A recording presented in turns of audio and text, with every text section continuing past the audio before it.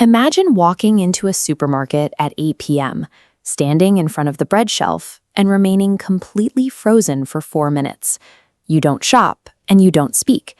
If you record the process and post it, you earn $250.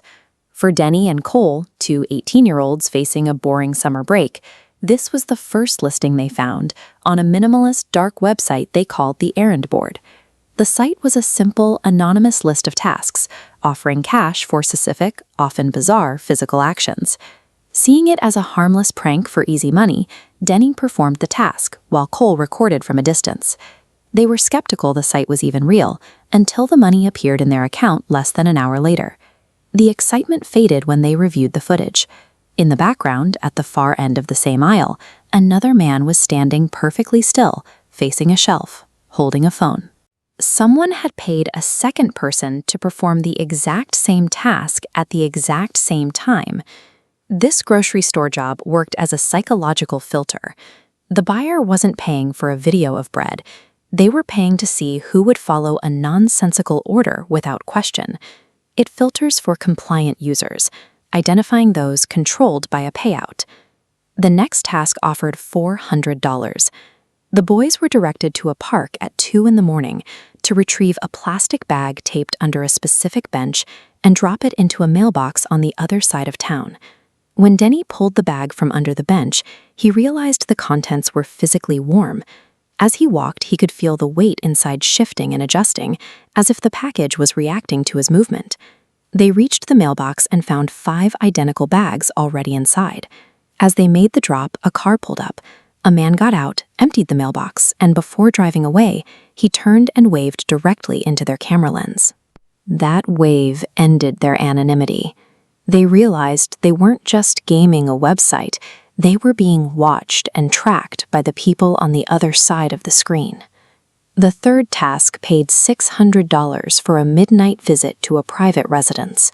Cole had to knock on the door and read a specific 9-word sentence to whoever answered. A woman in her 40s opened the door. When Cole spoke the phrase, she appeared to collapse inward. She didn't ask who they were or what they wanted. She only asked one question. When? Within 20 minutes of uploading the footage, the money cleared.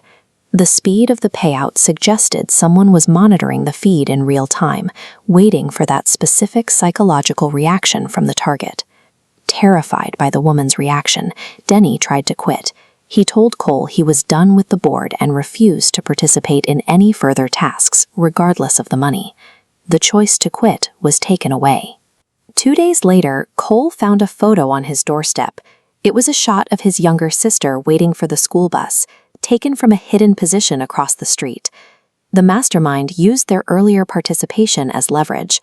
By involving the boys in previous deliveries, they created a situation where the teens couldn't go to the police without incriminating themselves, forcing them to accept one final job. The final task required them to map the perimeter of the woman's house at 2 a.m. They were told to check the motion sensor light didn't activate. The bulb was carefully unscrewed to break the circuit. Next, they checked for the guard dog. The bowl was full and chain attached, but the dog was gone. Denny looked through the dark kitchen window and saw the woman sitting at her table in total darkness. She wasn't sleeping or watching TV. She was sitting perfectly still, staring at the back door. The Errand Board functioned as a decentralized tactical tool. It allowed the mastermind to systematically dismantle a target's defenses, neutralizing the lights and the dog, without ever needing to step foot on the property themselves. A new task appeared for $2,000. Enter the house and film the interior. The requirement was highly specific. The woman had to willingly open the door, and she had to smile at the camera. The boys realized this wasn't a job they could do. The requirement for a smile suggested the woman needed to feel a sense of familiarity or safety with whoever was holding the camera. Denny and Cole cut all ties with the board and stopped checking the site. But weeks later, they logged on one last time and found the $2,000 task marked as completed, with a video file attached. The video showed the woman opening the door and smiling at the cameraman. She was holding 2 cups of tea in her hands, confirming she had invited this person in as a guest. As the camera moved into the kitchen, it catches a single detail on the counter.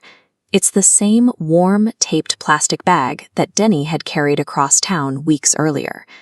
This is the logic of crowdsourced assassination. A mastermind can break a complex crime into isolated, seemingly harmless microtasks. The person unscrewing the light, the boys delivering the bag, and the person knocking on the door are all working toward a lethal end that none of them fully see. The greatest threat of the modern internet isn't the trade of illegal goods. It is the ability to fragment human agency, turning bored, everyday citizens into the oblivious architects of a tragedy.